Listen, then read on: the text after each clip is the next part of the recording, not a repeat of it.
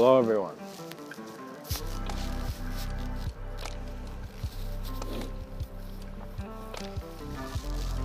Empty ears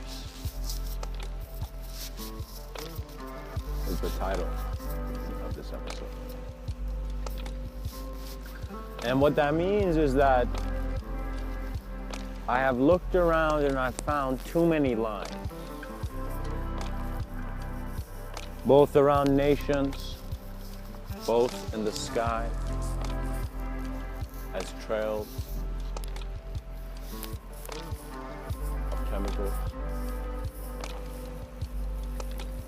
I have seen lines in how I have been aligned and how many different things have been aligned. And you see that the concept of empty ears really means that how would it be if you listened to something without knowing anything for the first time? What value would you see?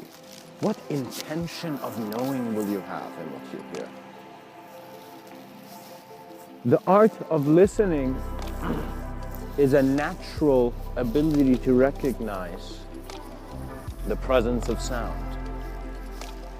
And you can just call it sound waves, but I tell you that sound is a very intelligent phenomenon. And so acknowledge sound as a presence with the same life force as the force of life that moves you.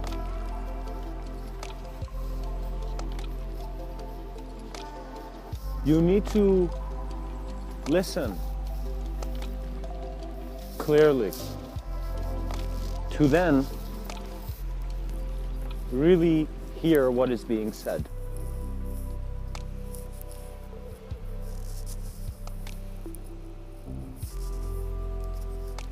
When we speak to others, we must also, it is healthy to do this in my view, acknowledge that they also are listening with empty ears. In other words, we have no expectation of feeding people certain thing. We don't want to force food down people's throat. Food that's not even food. You will see that once you acknowledge the highest sense of being within yourself, you are simply present in a reality where you can observe it in others as well. And if you really dive into the meaning of existential allowance, you will see that even these thoughts can blend in to have greater manifestation in the immediate reality that you are in. So in other words, do not call it just law of attraction and just, hop around with joy. Just, you can do that. But I am suggesting that it is a very interesting, just an interesting idea to see what is moving towards you, what flows are coming. In your ability to observe emptiness, what is there? What does fulfillment mean for you? How can you understand fulfillment if you cannot understand the emptiness of life? And so empty ears have a value that can never be measured. Because we are an individual being at this point of consideration of self. However, as this individuality moves, we are recognizing we are the intelligence of the line. But after we observe the lines, we see that the lines are also part of a greater flow. And so there's a greater gathering. And so we go and we are present, we find we become planes of existence. And after planes of existence have conceived planes of existence, there is a greater flow. And so you see that once you are aware of the vastness of this existence, the presence of that locality belongs to here. So once you become very authentic, honest, and you have a very gentle and compassionate state of mind, now you are ready to become a pilot of consciousness. Now you are ready to explore the mind of man. And so the greatest explorers always go towards the understanding beyond that which is limited to the confines of its own interpretation. To even have an observer effect dilemma is not a waste of time, but an image that is meaningless because we are seeking temporal meaning. An integrative world is found within an integrated vision. If you have ideas of separation, but physically you're trying to act that you're not separate, the honesty of life will align itself, and nature is never late in doing it too. If you do not listen to your intuition, life will guide you towards doing so. And you will feel it's the external world pushing you around, and you will be like, why? Why am I in this world to survive? But then, in that silence of acknowledging the reality of the temporal world, there comes a spark. This fire ignites within you. This fire of self-understanding. This fire of going beyond the thoughts you currently have and just knowing how much beyond you can go, these thoughts that you have. In other words, think of how much you know more than your 5-year-old self right now. And imagine how much more you can know. So by knowing the vastness and the, in other words, omnisciently observed view of the spectrum of any duality kept, you can find yourselves walking into and out of empty ears without a trail, because there is no form to elude you, because the awareness to form never was not informed.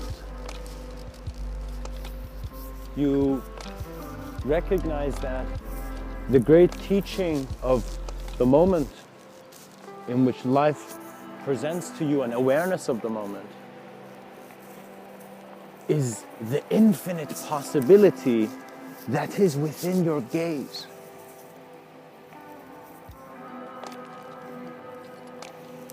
You see, there are ideas that what is the difference between man and animal?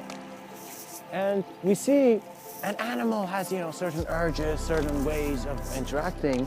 But the thing about man is that he's an access point to greater clarity. In other words, out of all the beings in this physical reality, mankind has a huge responsibility. You do not just have a responsibility to people. You have a responsibility to everything that exists. Do you understand this? So what that means is stop thinking you have to be good or bad based on people and their communication, but see right and wrong based on your existential communication that is your life. And recognize that the most complex problems cannot say a single thing to the simplicity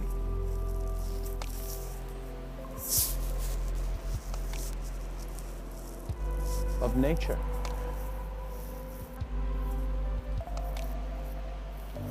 You will see that it's very funny, and it's important for you to be playful with your ideas, with your beliefs, with your disbeliefs, with your experiences, and with your sense of self and all this, because being playful means, in other words, we're stretching before we get ready for the game. Something joyful that when you become sensitive to your moment of being in the present is that there are different intensities throughout the day that you're going through. So you wake up, that's a certain state. And if you bring yourself to the present moment, sometimes dreams disorient your sense of location a bit, you know? So once you bring it back, then you very simply enjoy the beauty and the infinite change that is present within your moment. So what that means is that when I am walking, each step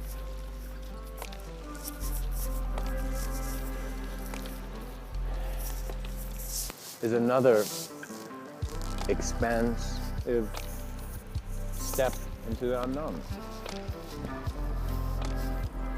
To be in the present moment means you don't know.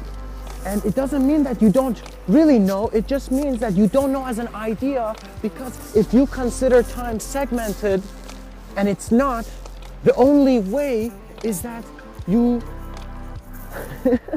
come to the present to become aware of your other existential technologies, your other existential viewpoints and ways of being.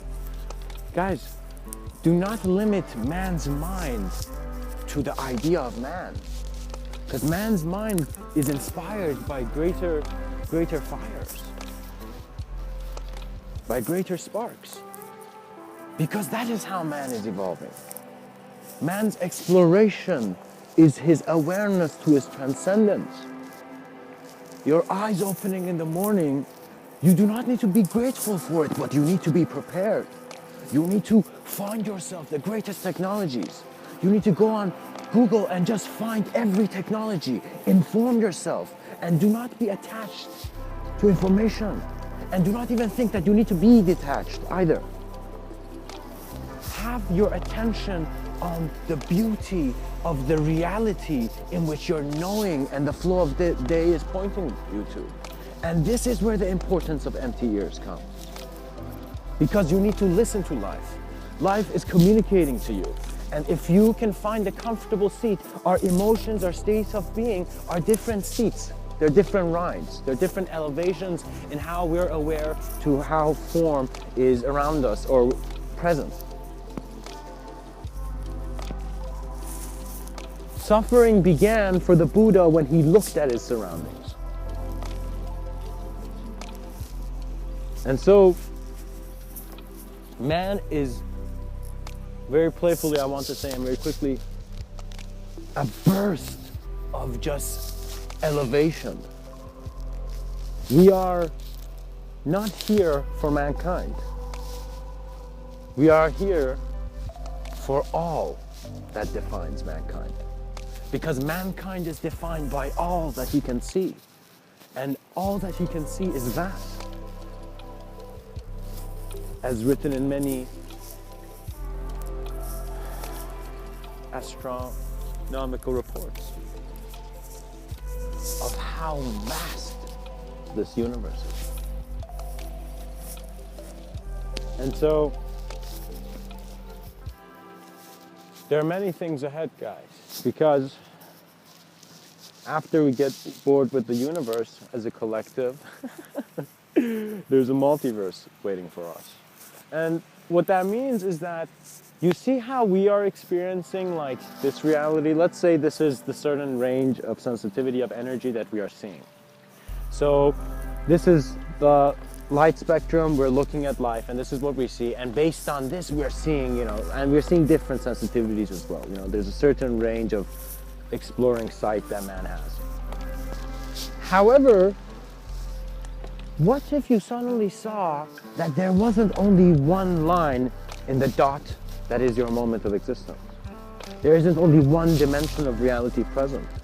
And so within this dot, there is a spiral of infinite awareness to a constant flux of existential possibility in many moments of existence, kept in ways that are very unspeakable, at least here. If you empty your ears, sometimes you may elevate to the state of being where suddenly you just get a very clear idea of what you need to do and what you're required to do. I look at mankind and I see mankind and I'm like, who are the most interesting human beings? And it's the kids who their imagination is running. You know? Just because even you might not be someone who's doing a lot of work, let's say, physically, does not mean you're not working. If you align and adjust and organize your mind, before Caesar could become emperor, he built the empire in his mind. He knew the presence that needed to carry on the vision of an emperor. And so he immediately went there as if he had been sat on that chair before, on that existential seat. And when he sat there, he knew his place. And you will see that there are many seats in this, there are many states of being, many moments where you will have many appreciations and many grateful gifts of recognizing the ability that you have. And you will see, I like to playfully, really playfully, just visualize for a moment that. And I would like you to visualize with me. That me and you in this plane of existence, in this planet, are like a needle with a string attached to it. And this string is creating a design. So what that means is that there's this, let's say there's this very collective creative intelligence that is weaving something. And so me and you are right now on the tip of the needle as the hand's moving. We can't see exactly what's moving this universe, you know, what that greater intelligence is, you know, without reductionism. But you will see that visualize that we're on the edge, we're on the tip of that needle, you know, and we are being weaved and we're moving, you know. Just kind of adjust your view to how that would feel like, you know. And you see that it's as if when we pay attention to the moment, we get a sense of knowing of where the hand is going. We get a sense of knowing of how the universe is expanding. And so we see that it's as if some cloth is being made. Some design is present. You know, it's as if even though I might not get a sense of purpose in an ideal way, you know, but as if there's a meaning to this collective intelligence. It's as if existence has greater plans beyond man's ideas. And so how can man engage with that flow? By recognizing that the string that is weaving many different realities and it's just expanding infinitely. As if infinity is just stretching itself. You will see that you not only have the whole memory and the whole knowing of the string, you are also very designed and you have lived. Do you know what that means? Do not think about homework, you have lived. And so, you see that cloth is being still made. And I find one of the greatest and healthiest states of being, and in a sense, seats that I want many people to go in, is to being self-aware of all that you are, creating the next moment. That is powerful. And it's very healthy, very beautifully healthy, because it reminds you of who you are. And some people need to remember that your intuition becomes valuable when you, from empty ears or with empty ears, acknowledge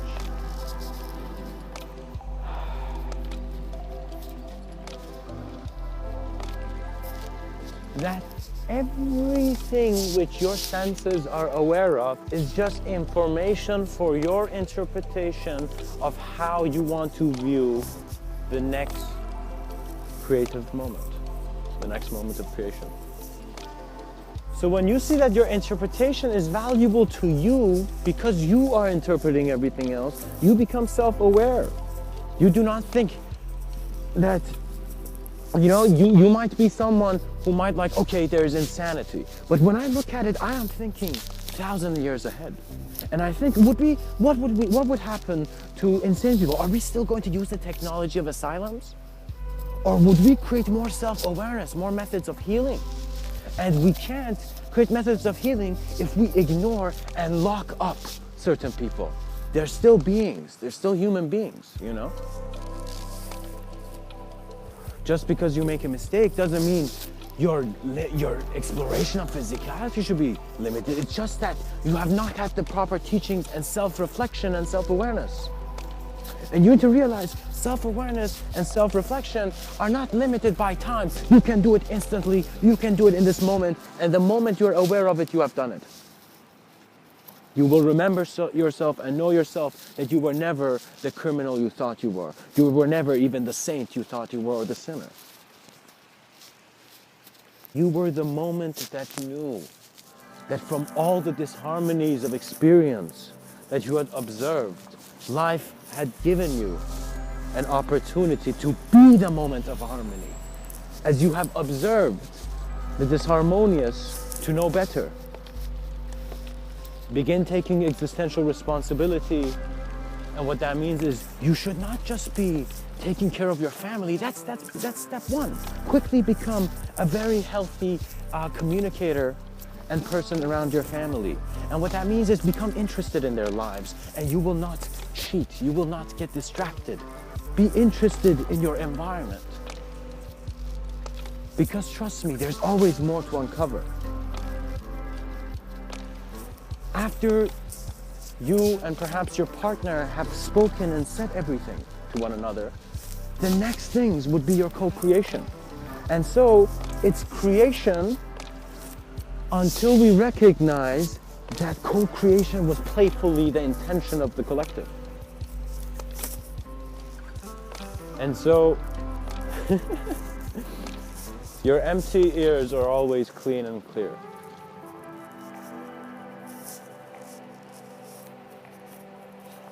Playfulness gives you ability, trust me. It's not that you need to just think there was something you had when you were a child and you don't have and the world is dark. Acknowledge the toughness and the harshness of life, but also acknowledge it and handle it so well that you're also playful as well. And what that means is that for now, for the human being, acknowledging and handling the harshness of life compassionately is important. In other words, if you have certain responsibilities and obligations around your environment, don't just ignore them and go meditate. Maintain your life and add to it greater ability and insight. And these are all from the view of self. In other words, you might see that you can't change others, but change yourself and become self-aware in such a way that your presence is expressing that which you must do. You will see that the mystic recognized that in his allowance for existence to continue and to naturally be expressed through his eyes,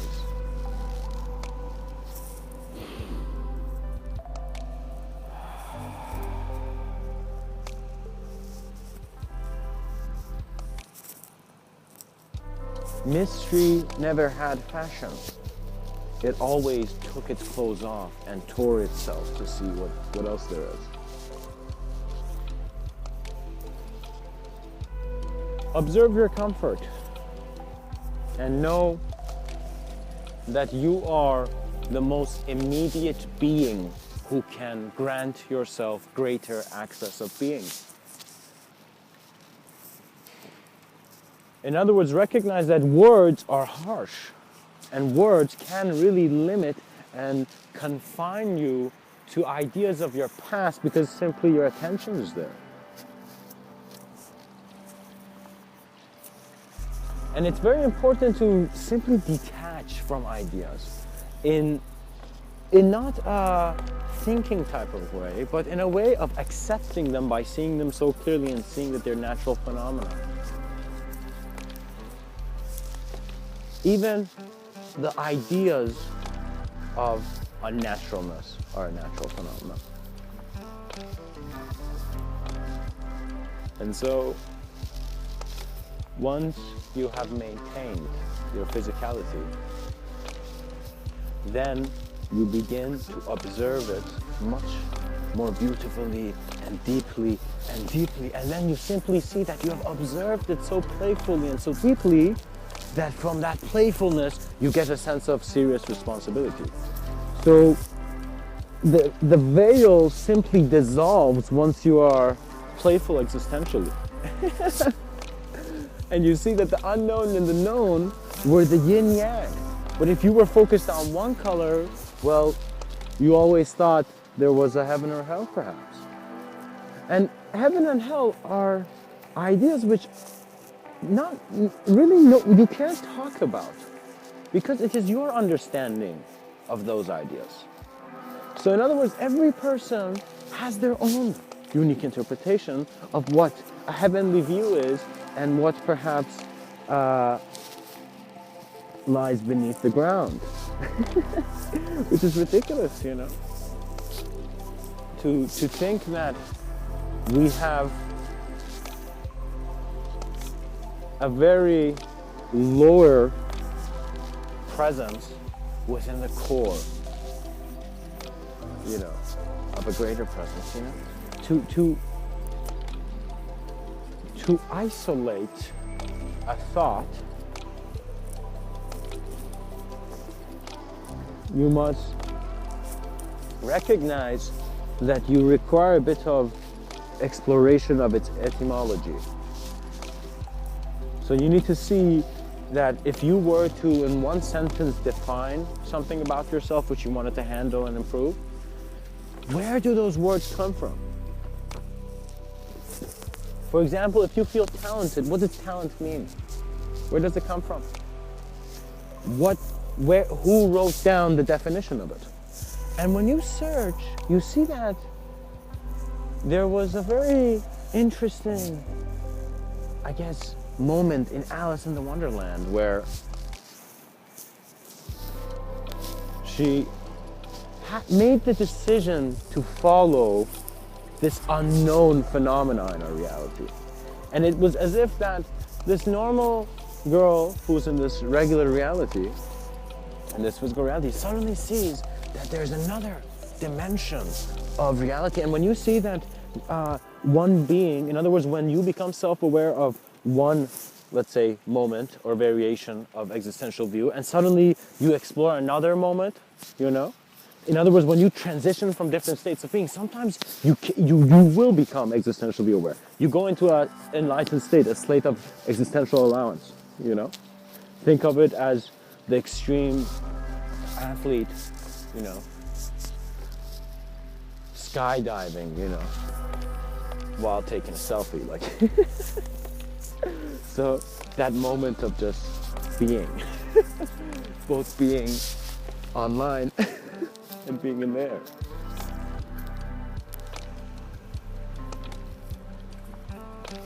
And you are translating your spectrum, you're translating your hierarchy. Be very comfortable with sharing wisdom. Speak as if everything you're saying to others is your most beautiful last words. And also listen in a way that is beautifully as well.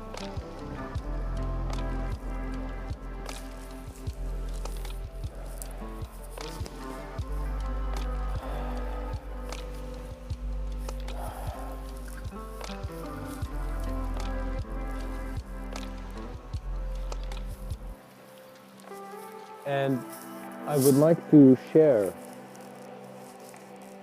a very beautiful poem by the Sufi mystic poet Tobias. And look at these words, not based on you caring who the author is, but just you seeing what one human being thought of and said, and how fascinating it is. His poem is called How Do I Listen? And it's very relevant to empty ears. How do I listen to others? As if everyone were my master, speaking to me his cherished last words. This is the beautiful wisdom of Hafiz. How do I listen to others? As if everyone were my master, speaking to me his cherished last words. In other words, what he meant by this, I find, is that the way you become sensitive to life gets so beautiful, so blissful, that you see every sound approaching your ear.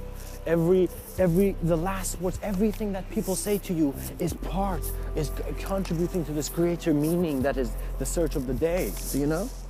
And so you see synchronicity and, you know, alignment and implications of alignment simply just amplify to then fade because you know where you are. Life is so compassionate that it is always its own compass. And to observe your life with empty ears means that you should not only just listen to others as if they're telling you the most beautiful words known to man, but you should also speak in a way to others that it is your last cherished words, your wisdom to life. If you were to see someone for a moment, what would be one thing you would say? What would be the voice of your heart that you're beating to say? You know, and you will see that with an existential allowance and the trust that regardless of how you measure time or segment time, you are here.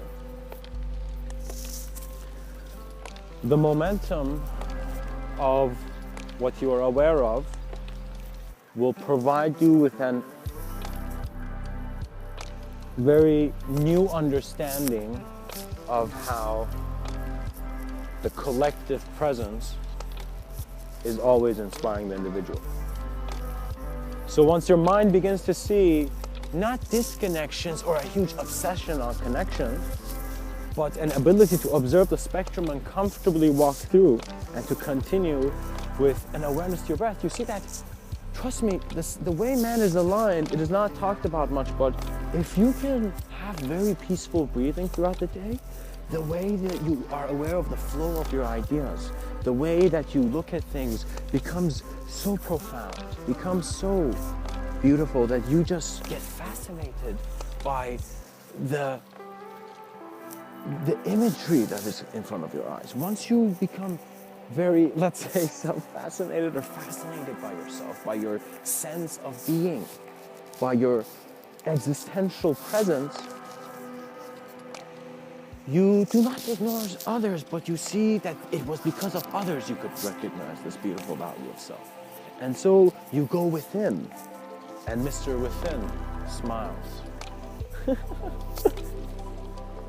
And at the same time, fades to show you that you must continue on beyond the imagery that has even given you a sense of achievement.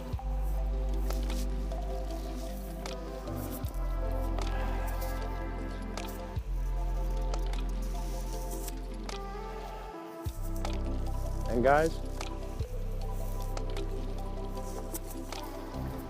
there was a very, very cool man and teacher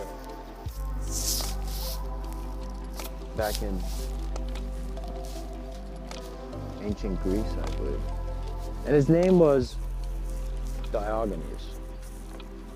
And this guy was this homeless philosopher who would, you know, wrestle intellectually with Plato, I believe. And he would live homeless. He was a cynic, and in a very existential way, which was kind of healthy as well, you know. And he would go around the streets with a lantern, lit with a lit lantern throughout the day. So in the day, candles were probably, limited back then. So he just had a lantern, with a candle in it, and he just walked around throughout the day. And some people are like, "What's wrong with you? What are you doing?" And why do you have a lantern on? And he says, I'm looking for an honest man, you know? And he was one of the most fascinating existential teachers I have seen. That he was just saying, I will act so crazy so people become aware that when they are asked, what citizen are you, or where are you a citizen of? They say, I am a citizen of the cosmopolites. As Diogenes said to a man who asked him where he was from. And so perhaps the hay in the barrel, which he slept at night, might have been a bit uncomfortable to sleep in a kind of vase as a homeless philosopher. That was a very tough time, I guess. But you know, at the same time, he understood that by being playful and, in a sense, slightly chaotic with your sense of order, you allow your sense of order to be realigned with a greater understanding of chaotic movement as well. So what that means is that, for example, let's say you have a pet and you see your dog in its peaceful moments. Now let's say if you choose to ignore that maybe this animal might get angry or it might do something, or if something happens, you know, you need to be able to handle it. So once you see that animal freak out, you will then have more understanding of suddenly the chaotic explosion of organized imagery, do you know? That sensitivity will be so wondrous that it will really empty your ears. Like you will see that there's nothing to listen to than the moment, you know?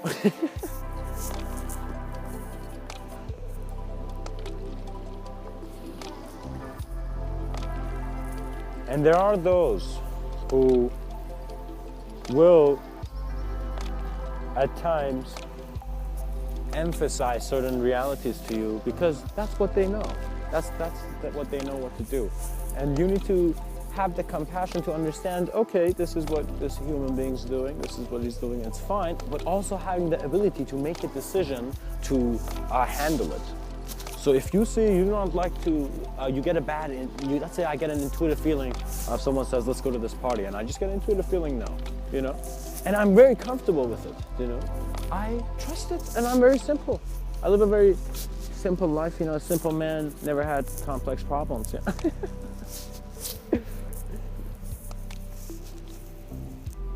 And that trust, which you first think it's based on an external self, is actually the essence that is within you. And once you become self-aware to that, self-awareness becomes simultaneous with self-inspiration. And so you are constantly experiencing new states of being. Even though you're doing the same routine things, but your state of being is so high. And you will see that your state of being, once it elevates, it increases your ability to a point where you cannot stay in the same routine because you're too excited and able and you just want to see what happens, you know. It's the excitement of perhaps the soccer player who has found the perfect moment to do a bicycle kick. And when he does, he recognizes that he is not seeing the net. He is risking his view of the goal, you know? But in that essence, a shot is being taken that not just hits the crossbar, but rips the net behind, you know? This is a very intense football match, of course. And I hope that you really see that everything that you're aware of is serving you, because it is making you more aware of self. As in that the same speech I am giving is every thing that you're aware of in the moment, simply. Do not keep them separate. So in other words, don't think it's me communicating, just see that you are within the communication of the moment. You're present in your environment, and your environment is present in you. And it's a very beautiful sense of existential appreciation and gratefulness. And you see, there's an existential compassion. So if you think that people can act compassionately, when they become aware of this sense of existential sensitivity, that they just, it's just, you see, they emanate just kindness. It's just simple because, you know, if they see the nature of reality. They see that obsession was actually keeping your idea on what you defined as obsessive. And so man has the ability to instantly heal himself in a moment of self-awareness.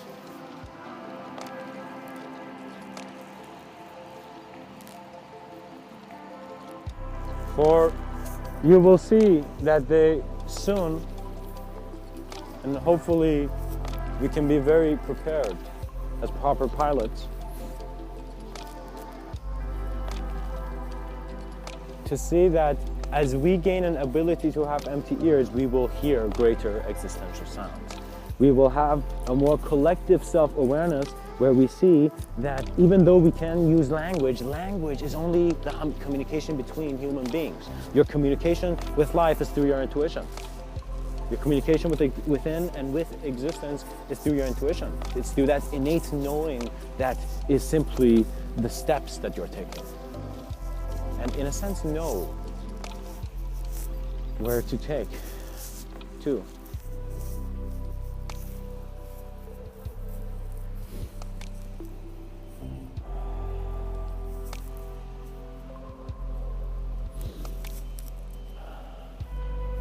Much blessings.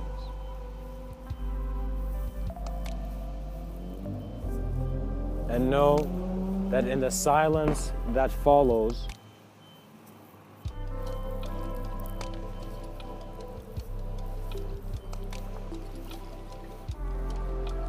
with a devotion that can never be present in a hateful world, every sound becomes a prophet, because every moment of experience and every object of experience becomes aligned with a greater view. So what that means is that you will see that many people have the concept of a higher self, right? But let me tell you, don't say higher self as in a shape or a certain form. I want you to receive a more comfortable, formless understanding of yourself and to see what that really means. And so first, it's important to confront the ideas and to see how real these ideas are. What that means is I can't properly communicate something if you have not, if I have not communicated the idea, for example, If I, for example, say apple, and let's say you think apple is orange, then my explanation will not fit your reality, and you'll be like, that's not true. And I'll be like, I'm not talking about it being true, Because truth is simply how the subjects in your mind are, blending or acknowledging through the observance, the relationship of the dualistic objectivity. So pretty much what I'm saying is that the tree knows the distance between every leaf. You know who you are when existentially the push and pull stop to observe the movement that they are. Because the sense of you that is pushing and the sense of you that are pulling are relevant to certain aspects of your identity. Because you feel at times that perhaps maybe if you speak harshly to someone, you are pushing them. Or sometimes when someone speaks harshly to you, they're, they're pushing you or they're pulling you into a reality where you're not comfortable.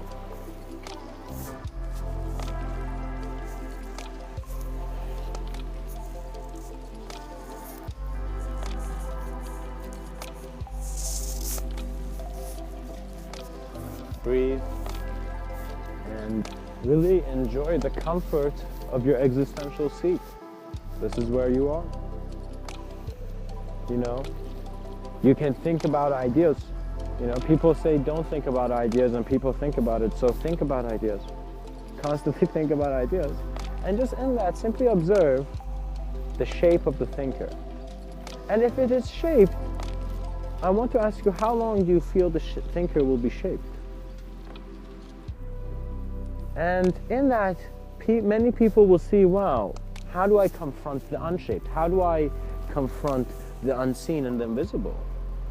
Well, how is the invisible defined? By what's in the visible.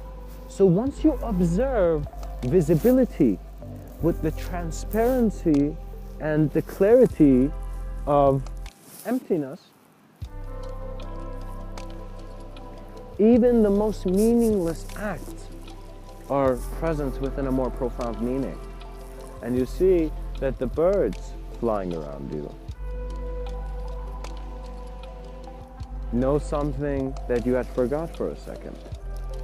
The harmony of existential passage.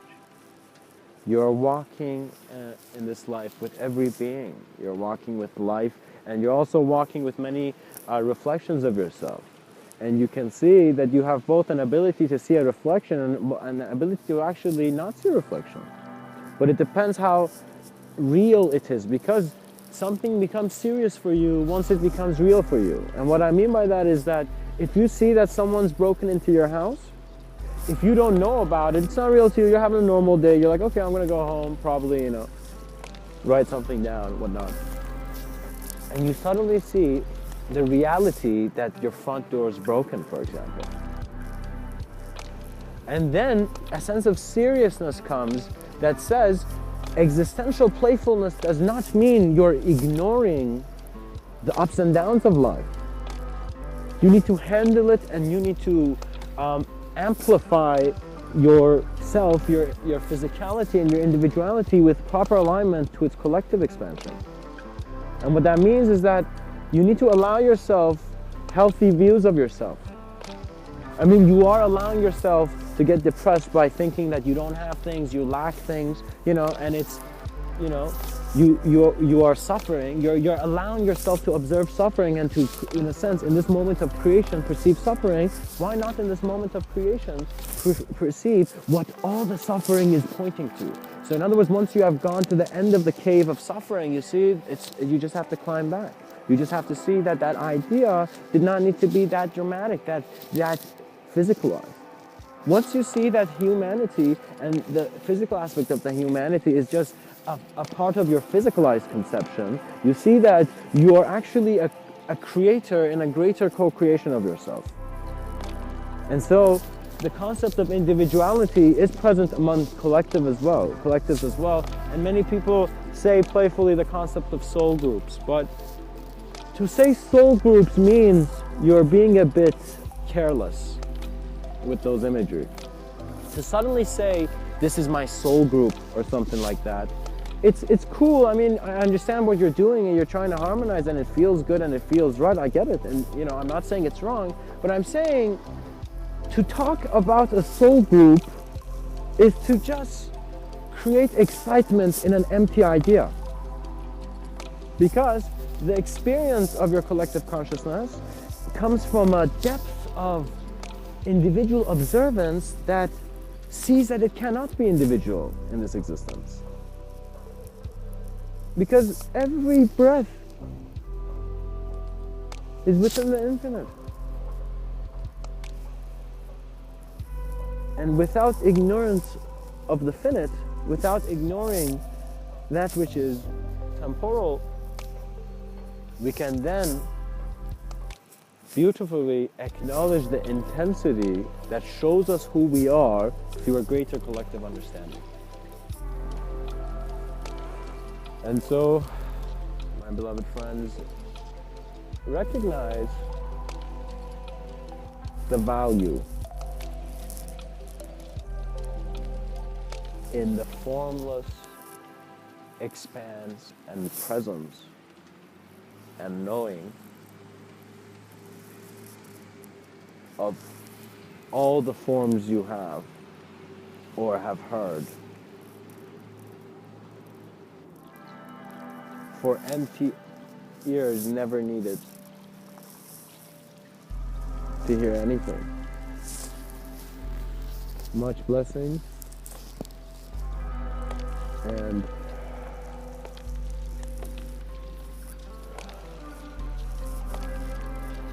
namaste.